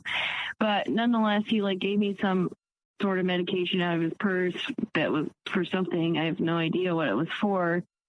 And was like, here, take this. And then if it doesn't get better, he was like, believe me, I know. I've dealt with so many STDs and so many, every kind of problem you could imagine. He carries around medications for STDs because it's that regular, I guess, for him. So that was weird. And I did end up going to the doctor, and I had like a horrible infection, like all throughout, like, my stomach and all this kind of stuff, probably from like malnutrition. So I ended up, a friend checked on me on Facebook and was like, how are you doing? How's the tour? And I was like, I'm literally starving to death. I was like, I'm literally like, waiting for my paycheck, and I'm not paid for all my other work. I was like, I don't have anything to eat. The only thing I get to eat every once in a while, if they feed me at the venue, is like, basically cheese and bread. And I'm going to die. Like, I'm literally going to die out here. I felt so horrible. And so, and on top of it, it's like, because of all the work I was doing, I was working like 15 hours a day. So my friend sent me $200, and I insisted to be taken to the grocery store, and I went and got food. And then Corey and Courtney are like, well, what are you doing? Like, you can't bring all that on to the bus. Like, there's not space for you to bring food on the bus. And I was like, I don't care if there's not space for food. I'm not going another day without having any nutrition whatsoever. I'm not going another day without eating. Like, it's not happening. And, Courtney was like, oh, yeah, she's just like me, she has special needs. And I'm like, yeah, special needs, like, I need to eat and not be starving to death while working 15 hours a day. So I ended up having to sleep with my food in my bunk bed because they didn't want it on the bus. So I slept with groceries in my little tiny space just so that I could eat. Well, let me ask you this. How many people, people were showing up to these concerts, like paying concert going? Was this a money-making event? They were sold out like almost every single night. Really? We only had a couple of shows that there was, maybe 50, 100 people at. I mean, I would probably say average, like maybe 300-person concert. And so how much was he making? More. How much was he making off each concert? Do you know? I don't know exactly what the guarantee is. I probably have it in my notes somewhere because I got, I was working so hard. I kind of knew pretty much everything that was going on. I don't know. I think he was making somewhere around $4,500 a show just for the guarantee, and then that didn't include like the meet and greets that they were selling for $7,500 a piece. And he was, doing, between 30 and 100 of those a night. And then, and then the merchandise sales and all of that. Wait. You're saying for a meet and greet, he was charging $7,500 to meet one person? No, like $75 to $100. Yeah. Oh, $75 to $100. So if I wanted to go meet Corey Feldman, I could give him $75 and I get to meet Corey Feldman. Yeah, and that was only if he wasn't in a bad mood, because certain venues he would just be like, oh, they want to pay me a check or they want to pay me at the end of the night and I'm not going to have that, or whatever it was. There were certain reasons that people would pay and he just didn't want to meet them, and really bummed a lot of people out. Okay. He was really good at having fits at like every venue, and it was all about him being attacked. And when you're out there on the road, when did the story come up? I guess it was a Harvey Weinstein story came out, and then suddenly there was some focus and attention on Corey. What was he talking about all that behind the scenes? So the thing is like I went on I worked with him all the way through from the Today Show until the end of the summer tour.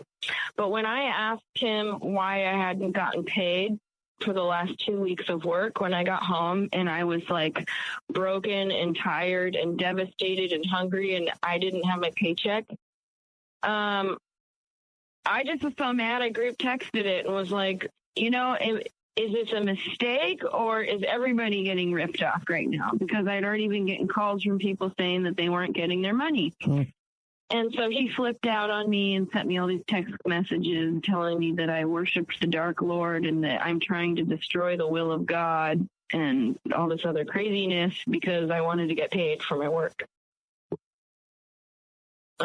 So when he went on that following tour, the fall tour, which before he decided I was like evil, worshiper of the Dark Lord. He told me that he loved me, that he considered me family, that he would do anything for me. And he said that he wanted to keep me employed for the next 2 years. Yeah. And he, thanked me for doing basically everything on the tour and said that it was impossible for them to have completed that tour without me. And then after that, he hired a different girl to do wardrobe that I heard from someone on the tour that they were sleeping together. But they actually had to hire 2 people in my position for the following tour. They had someone doing wardrobe and then someone doing like a lot of the other tasks that I was doing, and both of those people quit. So like I was watching the whole Harvey Weinstein thing unfold from my house. Gotcha. Because they went back on tour, and everybody knew I was struggling after that tour. I mean, my friends, my family and things. So like everybody was sending me all these messages as things were coming up in the media. So it's like first I get a message that says, Corey's been arrested and da da da da. So I'm reading the local report and seeing about how he'd gotten arrested for being in possession of drugs and for reckless driving and this and that and whatever. And then, let me stop you there for a second, because we're hearing on the news it was only marijuana. But what are you hearing that he was arrested for? No, if you search and you find the original article, there was. It didn't say what specifically it was. It said like class 3 and class 4 drugs were found on him and his girlfriend and whatever. So I think it's probably in the realm of probably like Percocet or ecstasy or pills, things like that. But yeah, the original report, that's what it says. And I don't know what it was. I heard that it was prescription drugs that he didn't have paperwork for, and that they told him, if he could come up with paperwork or whatever to say that he was prescribed all these random drugs he had, that he could not be in trouble or whatever. I don't know. But I read all this information because it got texted to me in articles from people. And then after that, the bus driver or somebody had called me. I think it was the bus driver who called me and said, hey, like everybody just walked off the tour. And I was like kind of laughing because I was like, that's because I'm not there doing everything and holding it all together, And so anyway, after that, I heard, then I got the next article texted to me saying, Corey Feldman was arrested, and then it was like this modge-podge of his arrest report mixed with him announcing this whole not the Indiegogo, but, making this announcement that he wants to stop pedophiles in Hollywood. So then, the second article I see, I was like, oh, because I know him. I worked with him intimately. Like, I dressed him, I worked with him intimately, and so I know how great he is at spinning stories. And I could read in the second article that was sent to me that he was spinning this story, to detract from the fact that he got arrested for reckless driving and whatever random drug charges. And so, then I heard the girls quit. And so then the next thing that came up was the Indiegogo campaign. And I think I had read something from Mara that said that he had been talking about this campaign beforehand, but, I didn't hear or see anything of it. I just saw it as a big way to cover up this whole drug charge and to cover up the fact that everybody quit the tour, because in his video, he's very carefully places his words. So it's almost like you watch the video and it's almost like separate thoughts, but then he sort of places them in a way that you can, he's not technically lying, but, definitely the way things are put together, it makes it look like he gave up the tour to pursue pedophiles in Hollywood and to be this great hero. And that's just not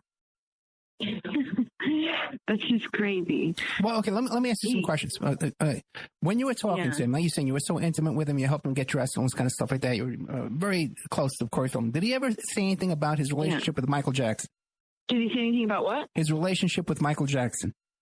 Yeah, he did. He talked about Michael. I mean, I think he really looked up to him a lot. He really loved him. And, he told me that he, grew up with him and, learning all the dance moves or whatever.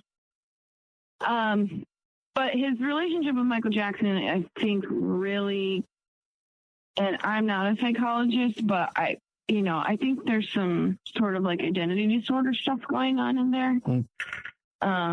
Because there was times where it was like, I really felt like he thought that he was somehow like,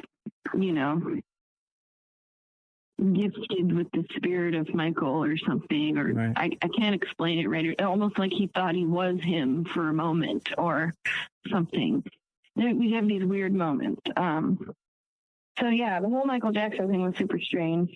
But he also was like painting his face and stuff so that he would look like him. And, and I just try to be supportive of him as an artist because I was trying to be a professional, as professional as it could be, So it's like someone would come and be like, oh, you have something on your face. And I'd be like, leave it. He wants it there. He's like trying to paint his face to look like Michael. It's just, No, I hear you. Just one of those things. Yeah, he's a victim of Hollywood. Yeah. He's up here. They've ruined him. This place is horrible, and they ruined him. And what did he say about his relationship with Corey Haim? What did he say to you about that? My experience with him and his relationship with Corey Haim is just like through the music and through the show, because he, did one of the numbers in the show. He did a tribute to him with like a montage video of all the stuff they've done together and whatever. So I think that he loves him and cares about him, but I don't know anything about that otherwise. These names he's mentioning now from this soda pop club and stuff like that, and these names he's mentioning now, people who molested him. Did he ever mention these names to you, or any kind of hints of what's behind all this? No, he never mentioned any of the names. He only mentioned, his sort of paranoia around the whole thing. He felt like, if he told, he'd, be offed or something. I don't know. But you don't know who. You don't know who he's afraid of. I don't know who he's afraid of. No, and honestly, like I think if you were to name names, I don't think anything's going to happen to him. I think he's going to be fine. I think he's just, he's paranoid, but he's also, like he's like a total hypocrite, Do you think he's really afraid? Or is it I don't know. Honestly, I think he's a really good actor because he fooled me a lot. Like, I thought I was confiding in him, like, as a friend on tour because, I had this horrible experience with his manager. And I was naive, I guess, or flat out stupid for not realizing Corey's part in this. And of course, since then, I've been told by a lot of the other girls what Corey's part in was of all of it. But, he was actually, going around before the tour had started and telling people that I was a swinger and that I wanted to have sex with them and that I was, just sexually, adventurous and blah, blah, blah, blah, blah. And so the very first show that we did in Vegas at the Hard Rock, I was sharing a hotel room with the tour manager, and she's 19 and she was a Christian girl. And I thought that was great because I was just, had become a Christian, and I thought that was, awesome. And I was going to get to know her, and probably we'd be bunking up for the tour. I was thinking it was going to be this great experience, and we'd been working together and had a good relationship until then. I didn't know that they were telling her that I was a sexual predator and all this other crap. But then that night, like, I showered and came out of the shower in my towel, and I changed behind the dresser closet door, and then I came out with my dress I was gonna wear that night, covering my top, and asked her like a girl, you know, like, what do you think about this dress? Like, I just finished making it, you know, by hand. I just made this elaborate gown. What do you think about it? I thought this was a normal girl conversation to have, but she was so terrified that she freaked out on me. And later that night, when I tried to give her, like, you know, like a hug, like a normal, like, good show, you know, here's a hug, she flipped out on me, and it got really, really awkward. And so then I was really confused, trying to figure out what had happened, and really upset. And then the manager had contacted me and told me that I was being sexually inappropriate with this teenage girl, and that I needed to understand boundaries, and it's fine, you know, that, you know, Corey and Courtney said that I was going to have sex with them or whatever, which I was like, that I've been only talking to them about how I've been, you know, getting baptized, and I'm talking about, you know, spiritual things. Like, I'm not sitting there saying, like, yeah, I totally want to, like, get naked. That was not ever part of the conversation I ever had with them. And yet, you know, he was telling me, well, they know that you're like that, and they told me that you've made it abundantly clear that you're a swinger and that you want to be with them, blah, blah, blah, blah, blah. And I was like, whoa, like, no, like, this is, I don't even know where this is coming from. Like, this is not even in my mind. I'm like, I'm not trying to, you know, come on to some teenage girl, like, at all. Like, I was like, I just became a Catholic. Like, that's how it came out. I said, I just became a Catholic. And his manager, Phil Shapiro, says, you know, you should just not mention that. You shouldn't talk about being Catholic because it makes you sound really guilty and defensive. And I said, what are you talking about? I was like, I'm just trying to explain, like, that's not, like, I don't know how they got that impression. I've not made that impression of myself. And he's like, it's okay. If you want to take off your shirt and show your titties and run around my house, you can come over to my house and do that anytime you want. And I said, why would you say that to me? I was like, I just told you I'm not interested in that at all. I was like, I'm, you know, celibate. I'm like, you know, trying to, like, do this whole other thing. And he's like, no, it's fine. Just stop being defensive. And if you want to take off your shirt, you can come run around here and you can be naked at my house. And he said it probably 4 or 5 times to me while I sat there and argued with him, and told me that I wasn't allowed to talk about it with her. I wasn't allowed to talk about it with Corey, and I wasn't allowed to mention being Catholic, and I wasn't allowed to talk about it anymore. So I started that tour just feeling like all these people thought I was a sexual predator, and, you know, I was just devastated by this. Kept my head down and was like, well, I already signed the contract. Like, I have to go. I didn't want to go. But then, you know, I tell you, you know, I wish I could find people who had such respect for a contract as all these Corey's Angels people. Because I got to tell you, man, I know, right? You signed a stupid contract with Corey Feldman. What's to hold you to that? Well, no, I mean, I've always had a really good work ethic, and I think, you know, I wanted to work hard and do my job, but then it was like, you know, I had agreed to go and do this, and so for me, it was like, I also wanted to see it out, because one of the things that they promised me, because they said, well, we don't have a budget for the costumes, because he actually begged me to make the costumes for the tour, because I wasn't going to do the costumes for the tour because they didn't have a budget. And I was like, dude, like, I'm not trying to be a fashion designer. Like, I'm just a fashion designer, and because that's what pays my bills. Like, I want to be an artist, and I want to be a singer-songwriter, and that's what I'm passionate about. That's what I spent my life doing. I've only been, you know, doing fashion since I got here to LA. And his designer had, like, quit on him, and so he literally got down on his knees at his house and begged me and was like, please, I'll do anything. I'll introduce you to anyone. I promise you, I'll make it up to you, and you won't regret it, and it's going to be the greatest thing ever. And I, you know, like, let me ask you this. On and on and on and on. Let me ask you this. Now, if he was going around telling other people, trying to portray you as being sexually provocative and promiscuous and being a swinger. Do you think he was also doing this, trying to create this image with these other girls too, and maybe none of them are actually sleeping with him, but he just wants to create this image to everybody for his own head? Well, I wouldn't doubt it, because I definitely think that he wants to think that everyone wants to sleep with him. But, you know, it was like as soon as, like, we went from being super good friends to, like, I felt like I was being treated like a slave. And even his brother, Eden, who was on the tour, brought it up in a conversation on tour and was like, hey, I think some people are being treated like slaves and it's not fair. Because after that incident with the tour manager, I wasn't allowed to stay in hotels for the whole rest of the tour. I was the only person on the bus. So, I mean, there'd be a few nights where they'd be like, you know, the other crew would stay on the bus. But I was the only person that was on the bus, like, the entire tour.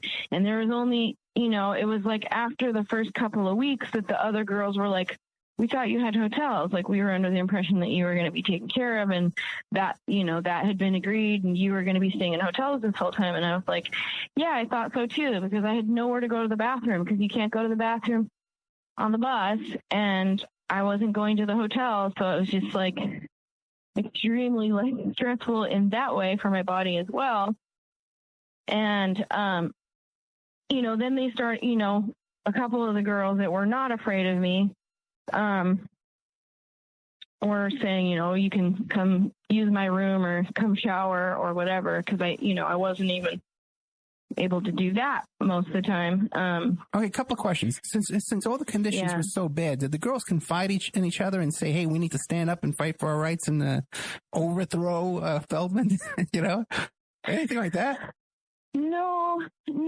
I mean, well, Margot tried to a couple of times, you know, but, like, you know, Corey kept pitting me against Margot, and he'd be like, well, she's the reason you're not getting paid, you know, what you deserve, because she's so high maintenance, and we have to pay for this and that, you know, in order to accommodate her. And he'd make up all these excuses. And then on top of it, like, you know, he promised me that for doing the costumes that I was going to be able to open for the tour with my own music. And that, you know, I was going to get all this, like, promotion, and that he was going to, like, promote me because I did, you know, hundreds of hours of work for him for nothing other than he agreed to pay for supplies, which he didn't pay for. So it all came out of my pocket.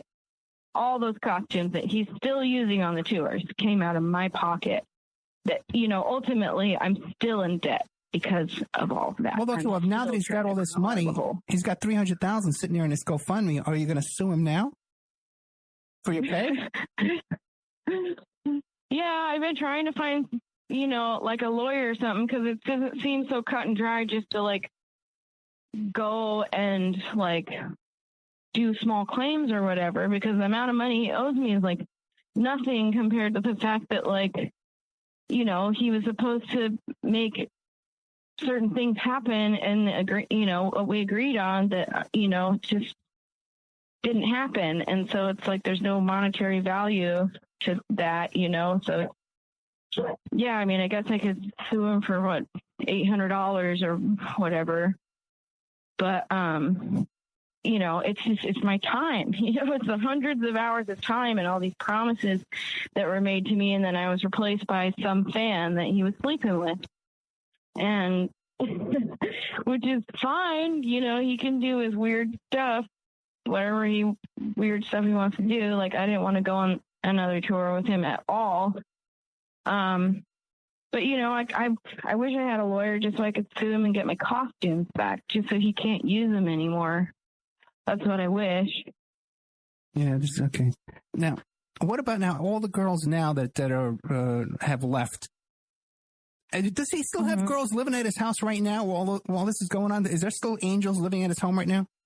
A new batch? Sure. Yeah, I know Darcy is still there, and because when I went and moved Jackie out of the house, she was like, they're being so abusive to me, and it's so horrible, and I want to get out of here, and I can't, and I feel trapped. And I couldn't take her in at the time because I already had other people staying on my floor, and then I had this other angel moving in with me, you know, to have, like, just trying to help this crazy situation. And I couldn't take her in. I couldn't say, well, just come stay with me, So she was like, I'll be fine. Like, I'll just, work hard and keep my head down and move out of here as soon as possible. But then, as soon as the couple came back from Hawaii, then she started messaging me.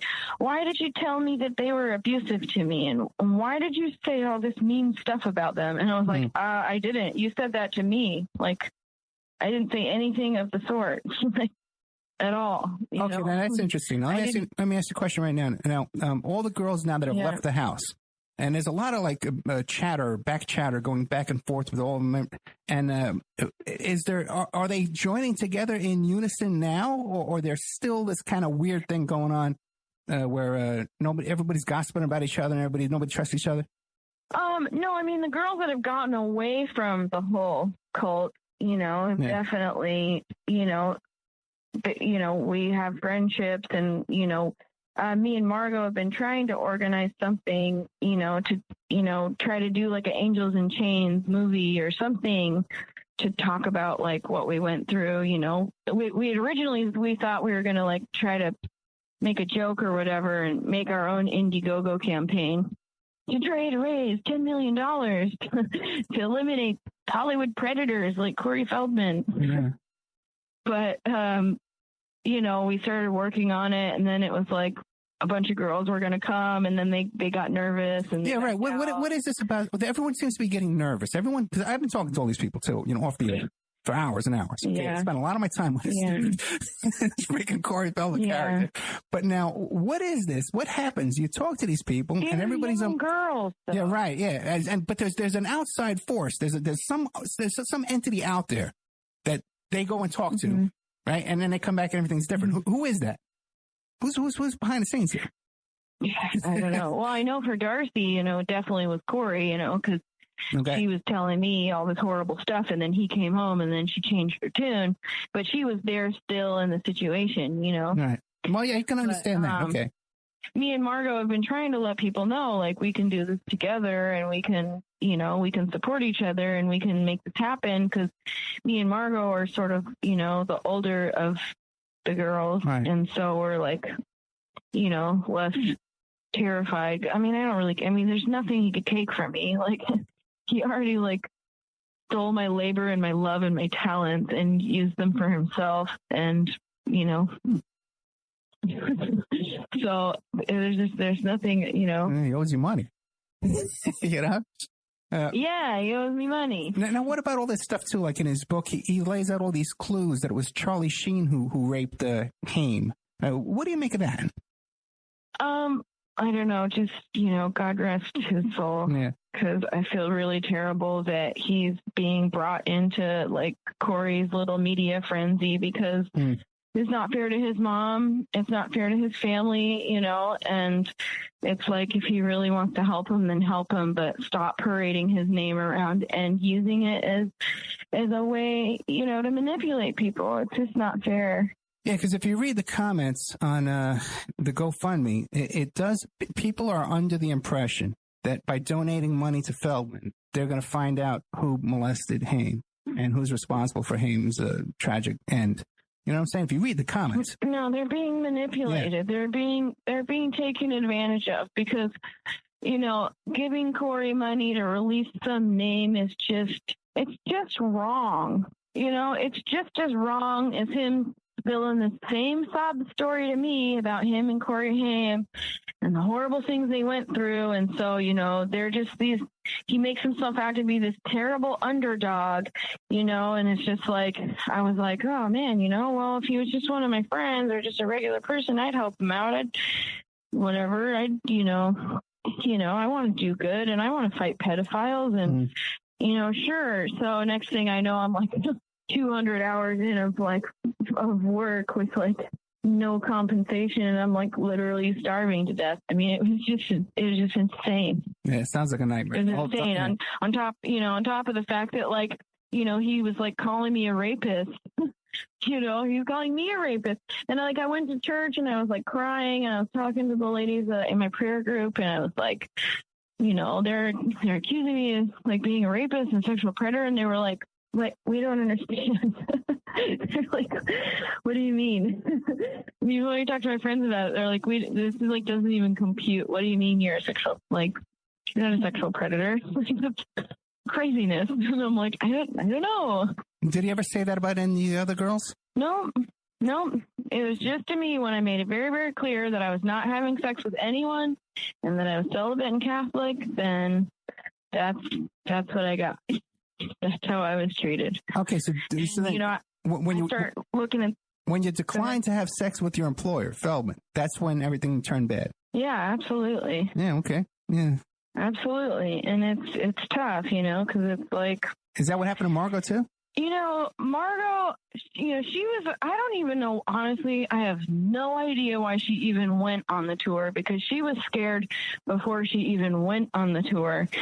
And she, you know, she was like bringing mace and a taser on the bus, and she mentioned at one point, like, oh, yeah, I'm bringing this in case he drugs me.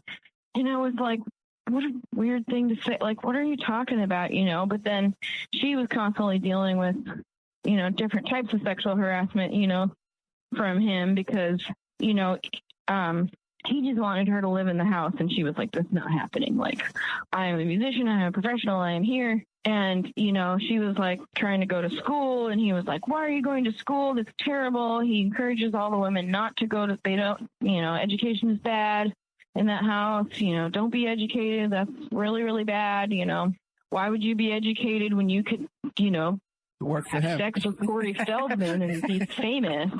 Yeah.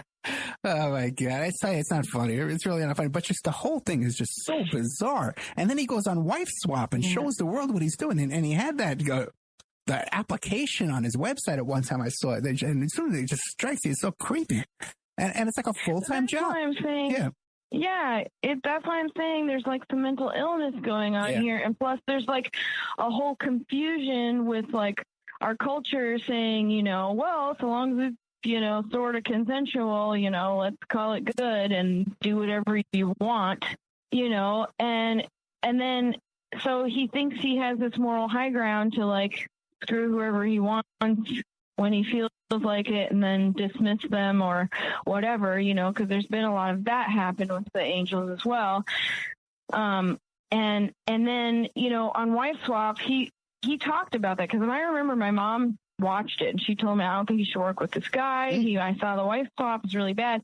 And I just kind of poking fun at Corey, and I was like, haha, my mom saw your Wife Swap episode, and I was kind of poking fun of him. He was like, don't watch that. It's terrible. They just totally picked and chose a bunch of stuff and tried to make me look like a really bad guy. And, you know, none of that's true. And he just seems so genuinely just hurt and broken about what they portrayed him as on Wife Swap. Well, after the tour, the first thing I did was like, why am I such an idiot? And why didn't I watch all this stuff? I went online and I watched everything, and I was like, I watched the Wife Swap episode, and that's exactly how he behaved on a regular basis. Well, and not only that, too, but I mean, the other show, the reality show he did, I think it was called Surreal Life or Surreal World or something like that. The same thing went on over there. He was acting all nuts. The whole house hated him. Did you ever see that? It's just crazy. Yeah. I mean, you know, and he's targeting like women who are like poor or really young or new to town and maybe don't know anything, you know, and it's like, you know, there's so much out there. It's easy to miss, you know. I mean, it is easy to miss. And especially when you're here in Hollywood, like working as hard as you can, like trying to make something of yourself. And then, you know, you meet somebody who's like, oh, I'm going to help you. I'm going to put you out there and promote you and introduce you to people and blah, blah, blah, blah, blah. You're like, oh, wow, great. You know, that's why I came here, you know, like try, you know. But then, you know, even with the whole, you know, when he agreed to let me open for the tour, he didn't actually want me to open for the tour, and they wouldn't even give me any of the contact information for any of the venues. They were like, you can play if you can get the venues to say yes. And I had to track them all down by myself. And so I wasn't able to do any of my own press for the show, even though, like, you know, because I've toured and stuff in the past, and I have different radio stations and magazines that were like interested, and they were like really excited that I was touring with Corey. So they were like, you know, we want to come and do a piece on you and the costumes and the whole show and everything that you're contributing. We think this is great. We want to support you as an artist. We love you. And he totally shut it all down and like made it impossible and told them that like I wasn't allowed to do any reviews without his like approval, but then he never approved any of it. And then it was like I couldn't even advertise anywhere to my own fan base that I was performing because I couldn't book any, hardly any of the shows in advance. I booked like 5 of them in advance. That's it.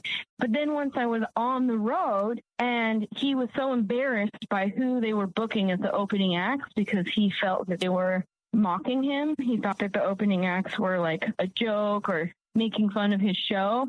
So then he started demanding that I open for every single show, but he'd only give me like 2, 3, 4, 5 minutes. And he'd be like, are you ready to go out? And I'd have to like change as fast as I could and go out and play. Because he was like, well, you're a world-class act, and I need people to know that this is a real show. So you need to like prep them to know that this is going to be a real show. So then, I was like, great. And I'd go out there and play. But most of the time it was like nobody knew I was playing. So I was playing to these people who were like pissed and annoyed at me because they were waiting for Corey to come on. And then this random costume designer is going to do a show now. But I won them over and I got great reviews and people were saying, Corey Feldman, he really surrounds himself with real artists, and you can tell because of that opening act, blah, blah, blah, and then I was like, felt horrible when I got home because I was like, when I first started working with him, everybody was just like, this is a joke. And then once we were on the road and all the work I was doing, everyone was like, oh, this is a real show. And I'm like, and then I don't get paid or recognized for any of my work on top of the fact that like what I was saying earlier, he was pitting me and Margot against each other the whole tour. Mm. He would sit there on stage and he would go on and on and on. This is Margot Lane and she's so incredible. And he'd get on TMZ or whatever he was on and he'd be like, Margot Lane, my band director, she's incredible. And then he'd sit there and make fun of her the whole time, be like, she's so horrible.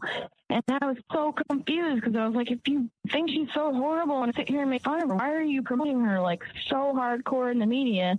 And then he's telling me how wonderful I am. And then he's like silent and like he like mentioned my name once on the entire tour. He said, thank you.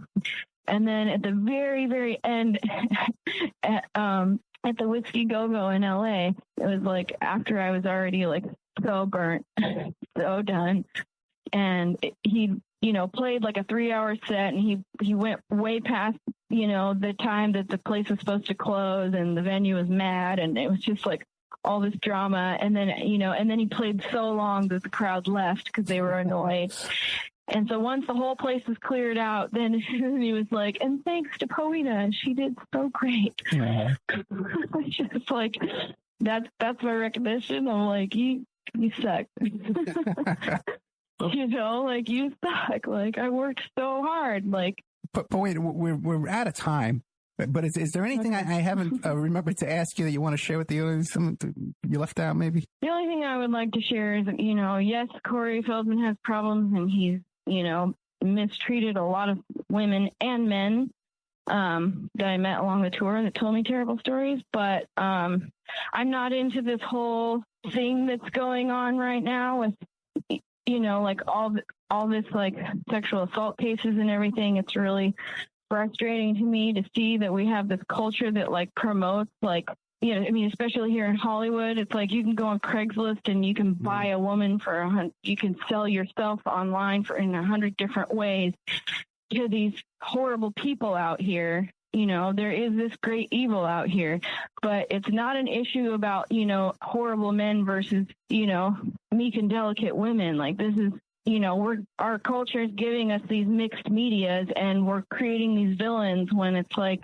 I don't think, I think Corey is a villain and a victim. And I think it's part of the whole cultural setup. And I just want to say that. And I want to say to people, that they don't have to like hate Corey or not like any of the work that he's done in the past that's brought them joy just because of his failures now. And I would say for people to pray for him so that he can stop hurting people and have awareness of his action.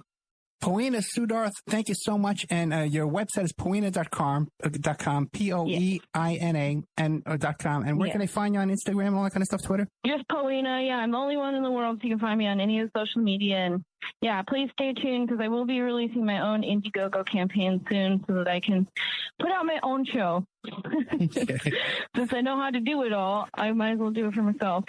Poeina, thank you so much, okay? Yeah, thank you so much. I appreciate it. Good night. Okay, there we had Poeina Suddarth, Suddarth. I wanted to ask you what kind of nationality that was. It's such an unusual name. So they have our next segment there in the Corey Feldman saga. Oh, my God.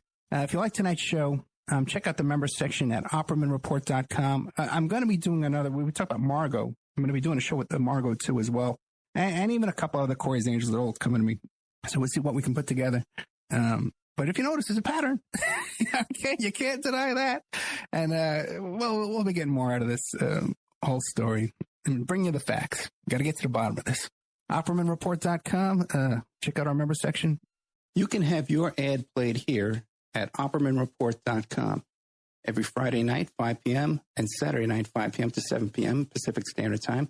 And on Friday nights, too, we do a live portion for 1 hour that I just do a live monologue. The ads are very, very inexpensive, and they're also played in the Opperman Report members section. In the members section, you can find all kinds of exclusive content that you won't find anywhere else. It's as cheap as $6 a month, $20 a quarter, or $75 for a year if you contact me directly at oppermanreport@gmail.com.